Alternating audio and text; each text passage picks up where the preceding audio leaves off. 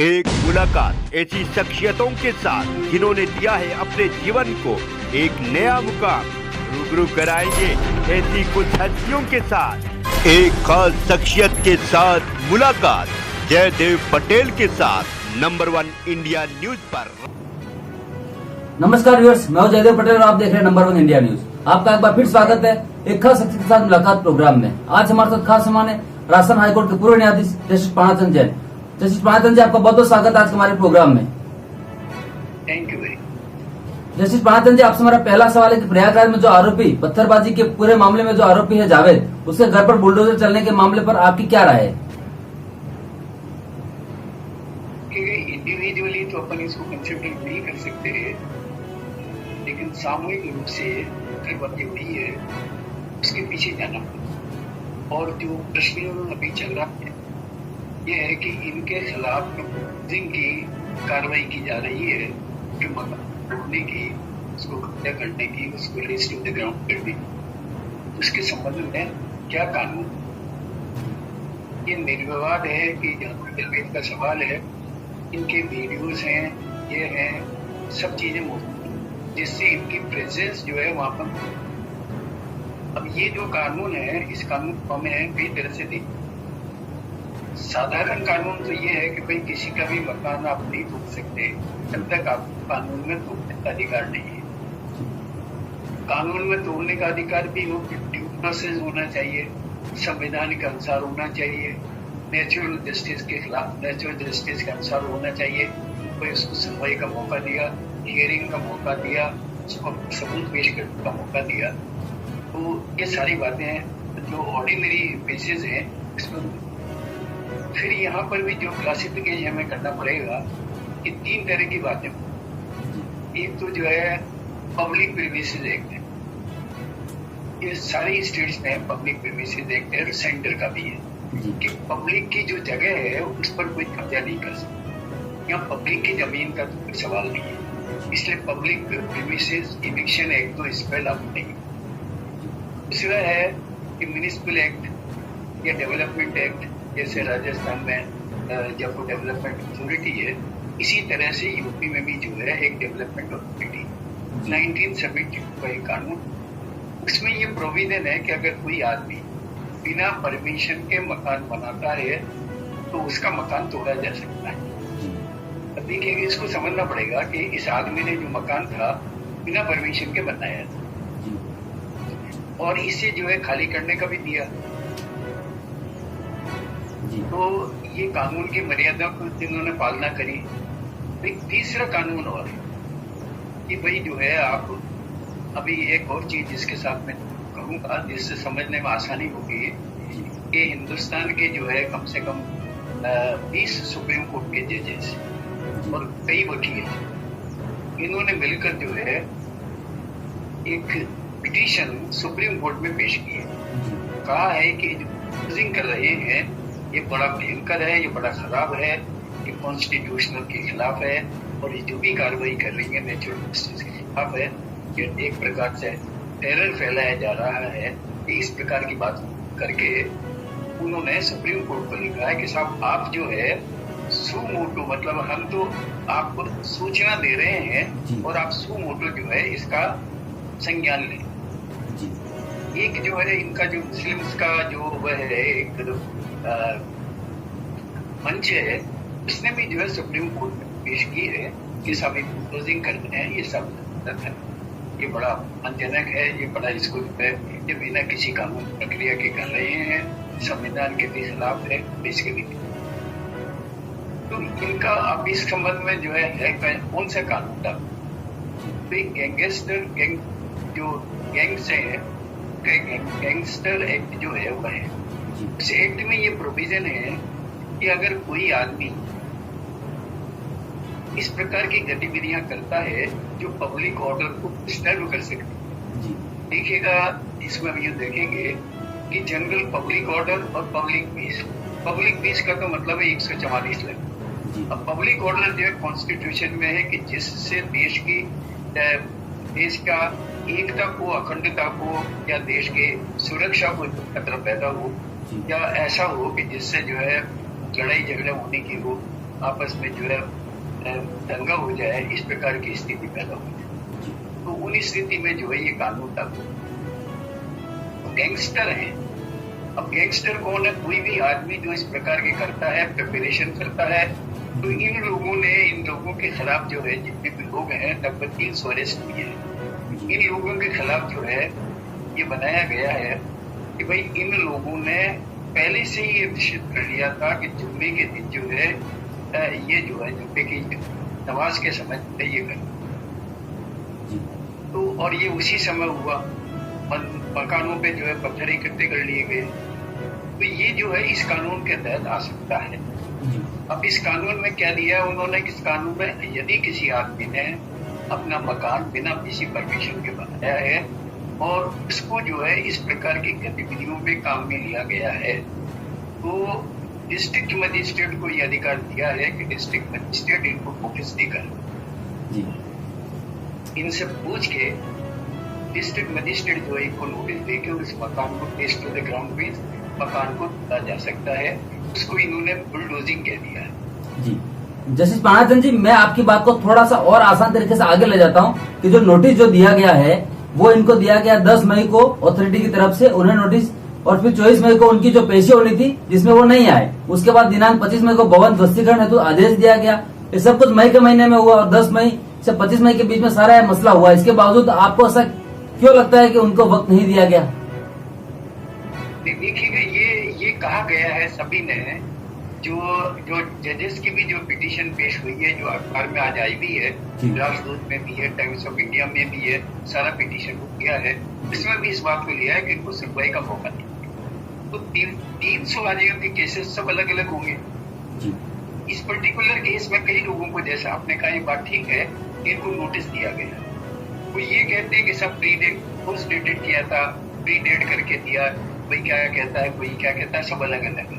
लेकिन इसमें मौका दिया गया था, वेकेशन करने का भी मौका दिया गया था, इसलिए मौका तो दिया गया था। हमें मौका देने की बात है कि एक इंस्टेंस जो है अलग अलग केस पर अलग अलग रूप से लागू होगी, सब तक हम लागू नहीं कर सकते, 300 आदमियों पर लागू नहीं कर सकते। तो इस पिटीशन में जो है अगर मौका नहीं दिया है तब तो यह स्वतः ही गलत है, क्योंकि मौका तो देना ही चाहिए। शहादत का सवाल है, शहादत के लिए भी यह है कि इसमें एक्सेप्शन किया है कि एविडेंस एक्ट भारत का जो दूसरे केसेस पे लागू होता है वो इस केस पे लागू नहीं होगा, और ये माना जाएगा कि प्राइमा फेसिया जो है इनके फेवर में माना जाएगा कि उन्होंने ये मकान जो है बिना परमिशन के बनाया है, मतलब परमिशन देने का काम भी जो है आपके ऊपर शिफ्ट हो जाएगा। तो ये कानून है इसमें, और इस कानून में ये लिखा हुआ कि डीएम जो है नोटिस देके और ये कार्रवाई कर सकता है। जैसे बुलडोजिंग की कार्रवाई जो है आज सारे पब्लिक में,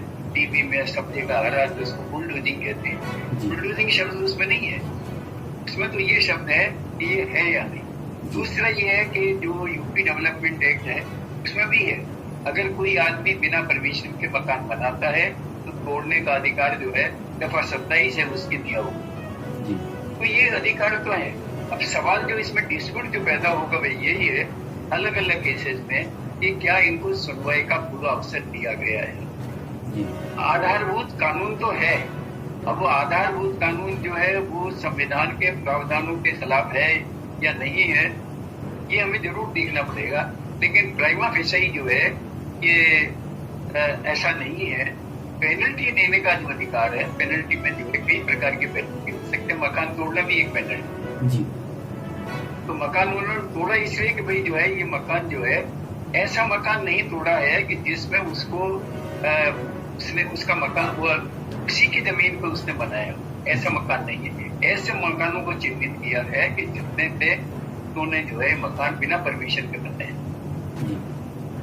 बिना परमिशन का मकान बनाना और परमिशन का मकान बनाना, इनको भी हमें जो है डिस्टिंग्विश करना, इस तरह की स्थिति है। जस्टिस पानाचंद जी, दूसरा इसमें एक और पेच है, क्योंकि आरोपी जावेद के घर वालों का कहना है कि ये जो घर है ये उनके पिता के नाम पर नहीं बल्कि उनकी मां के नाम पर था। अगर ऐसा था तो जावेद के घर वालों का जो हरजाना का जो पूरा मामला जो पड़ता है उसे आप किस तरह देखते हैं, जो ओनरशिप ऑफ घर है? देखिएगा, वो है वो तो अब तो कोई दृष्टिकोण से लेना पड़ेगा कि घर के सारे लोग जो है पत्थरबाजी चूंकि मकानों पे था, जी। मकानों से पत्थरबाजी की गई है, तो ये भी लोग जो है अमेंडमेंट में शामिल होंगे। जी किया जा सकता है, ऐसा नहीं है।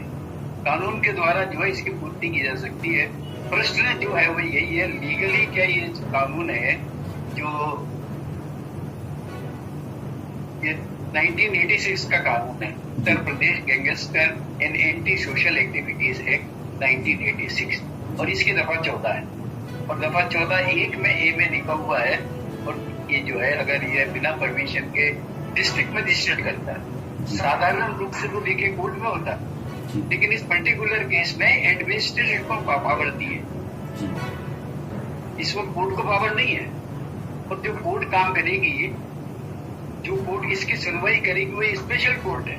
स्पेशल कोर्ट अलग से बनाई जाएगी, क्योंकि खुलने का सवाल है, इसलिए जो है एक स्पेशल कोर्ट बनाई गई। तो अब प्रॉब्लम तो जो आती है वह यही है कि भाई क्या इसमें ड्यू प्रोसेस ऑफ लॉ का काम किया गया कि नहीं किया गया है। अभी एक केस चला है, इसमें दिल्ली हाईकोर्ट में पेश हुआ, इसमें था हेट स्पीच का, घृणा फैलाने वाली जो है जो स्पीच नेता लोग ये सब देते हैं उसके संबंध, उसमें जो है दिल्ली हाईकोर्ट ने बड़ा स्पष्ट रूप से कहा है भाई जो है कि क्या करेगा अगर आदमी कोई शांति भंग करने पर जो आमादा है तो उनसे क्या किया जाएगा, के साथ जो है उसी प्रकार से बर्ताव किया जाएगा जिस प्रकार से वो बर्ताव कर। पुलिस को मारने का काम होगा, कई केसेस में पुलिस को मार किया गया है, कई केस में पुलिस ने जो है अपने डंडे चलाए हैं। तो अलग अलग स्थिति में अलग अलग सरकमस्टांसेस में जो है जहाँ उन लोगों ने पुलिस वालों ने कराया या थाने में ले जाके मारपीट की है, डिफरेंट केस हो जाएगा। जहाँ पर सड़क पर अगर जो है पुलिस वाले के साथ पत्थर मारे हैं, उनके साथ मारपीट की है, उनको सीटा है, कई बातें हुई, और साथ साथ ये पुलिस वालों ने भी उल्टा काम किया।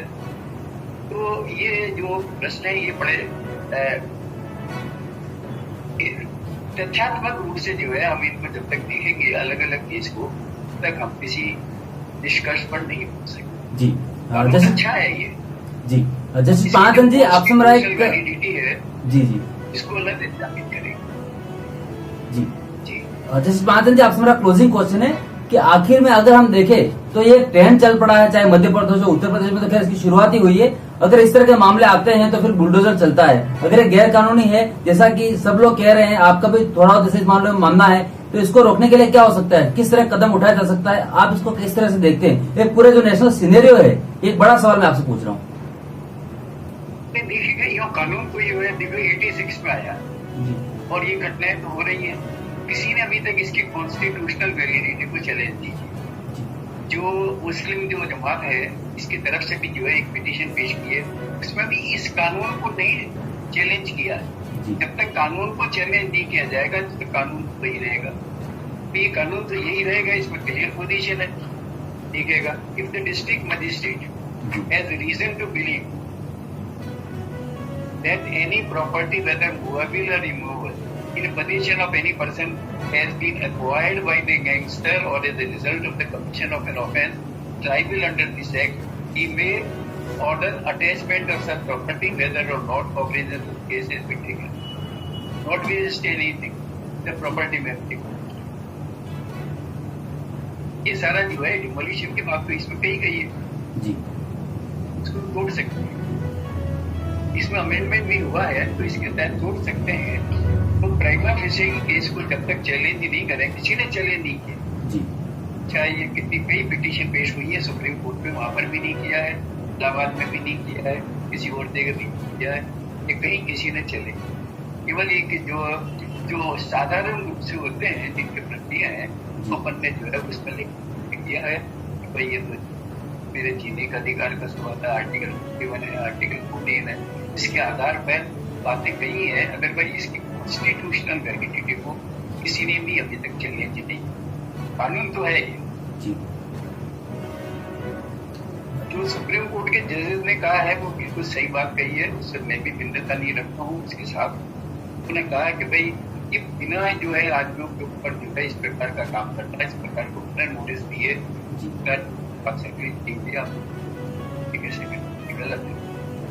कॉन्स्टिट्यूशन के अंदर अब वो फैक्ट्स हमें एग्जामिन करने पड़ेगी। जी जस्टिस पांचन जी, आपने नंबर 1 इंडिया के लिए समय निकाला, उसके लिए बहुत बहुत धन्यवाद।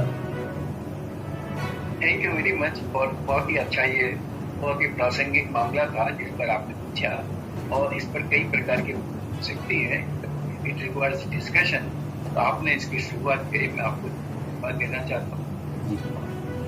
Thank you so much. तारीफ भी करूँगा कि आपने जो है इस प्रश्न को सबसे पहले उठाया भी, कि मैं अखबार में भी टाइम्स ऑफ इंडिया ने दिया है आज ऐसा ड्राफ्ट किया था, इसीलिए इसको ज्यादा छेड़छाड़ नहीं की, लेकिन बहुत अच्छा रहा। आप सभी प्रशंसा के बाद में काम करके थैंक यू सो मच। बस इसी की संस्था की आज की बातचीत। Thank you. Thank you.